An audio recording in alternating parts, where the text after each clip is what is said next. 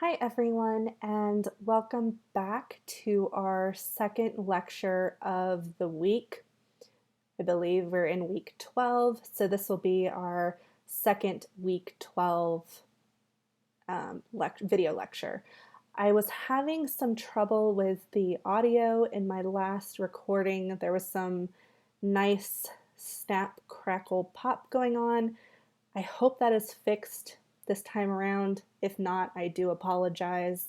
Um, like I said in my email, I'm not working with the best setup here, but I am doing my best, and I appreciate your patience with these.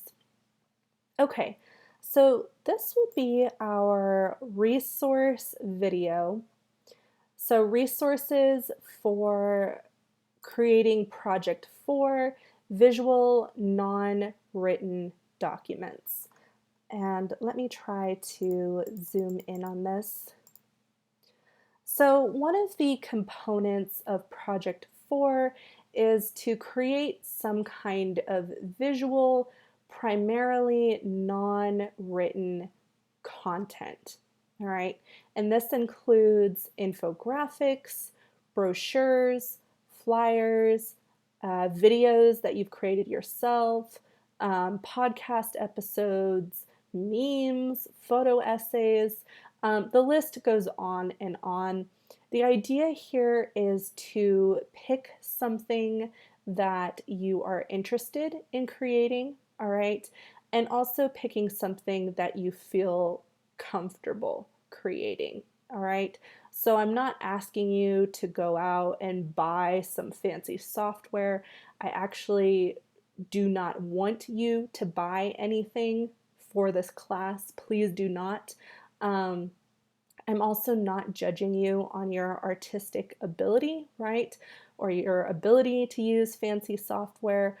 Um, all of that being said, I do want you guys to be putting effort and time into this, all right? So don't just slap a PowerPoint together and call it a day, okay? I really want you to be thinking about your audience and thinking about this campaign and who you are trying to reach. So I've put together a little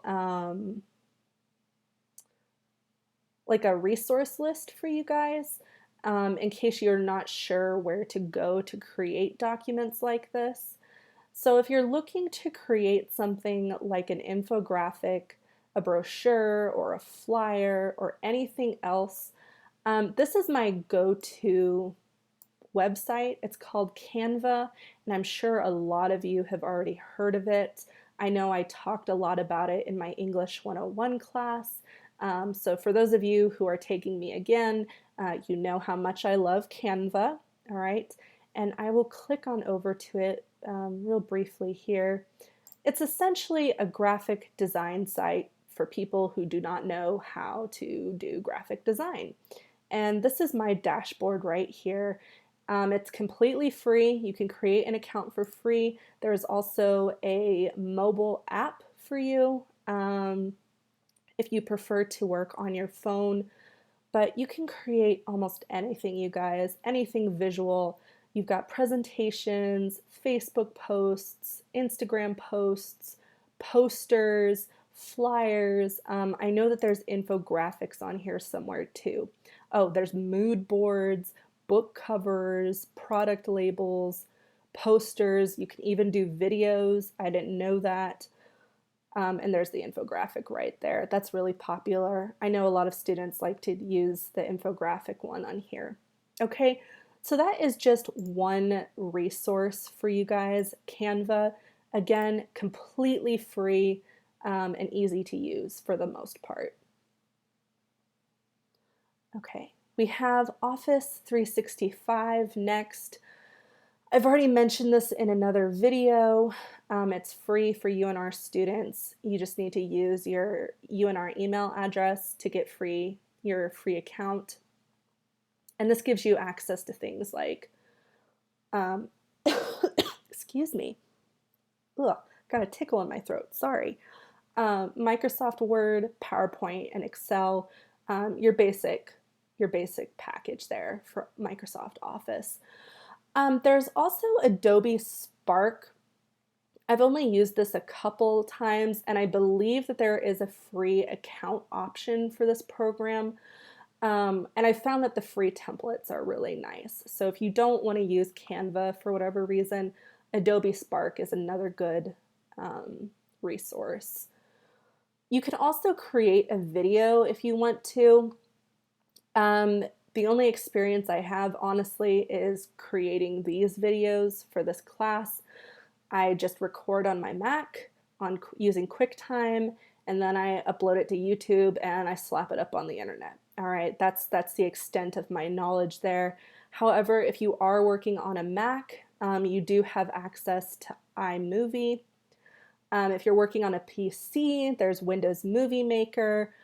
If you do not have access to any of these things, don't worry. You don't have to create a video, right? Okay, you might want to use something like Canva, okay, if you don't have access to that. Same thing if you want to create a podcast episode. I think that's a really ambitious idea, videos and podcast episodes. I would love to see, but I do realize that we don't all have the same setup, okay? If you do want to try to tackle a podcast episode, I've included a couple of resources here for you. And this is posted, guys. This is posted on Web Campus. All right, this is posted to our homepage, so you'll have access to this. And finally, if you want to create your own website, I have 3 freebies here for you. Weebly, WordPress, and Tumblr. If you're brand new to putting websites together, Tumblr is probably your best bet. Very user-friendly, and a lot of people are more familiar with it. Okay, this is a very brief lecture. I just wanted to go through all of these different resources for you. And again, this is posted to Web Campus. And I do want to remind you, have fun with this, but do make sure you're choosing something that you're comfortable with. You know, don't feel like you have to create this amazing podcast episode, right? I don't expect you to do that if that's not what you're comfortable with. But I also do expect these to look nice, okay? Do put some time and thought into these. Do not leave these till the last minute, all right? That's all I have for now. I had all these tabs open. This is Canva. This is what Canva looks like. This is Office 365, all right, if you're going to use that. Adobe Spark. It's a lot like Canva. Okay, you can create.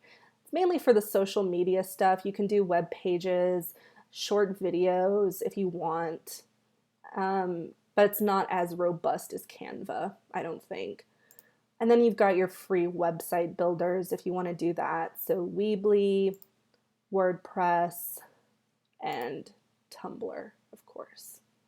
Okay, so that's all I have for you guys, and I will see you in the next lecture.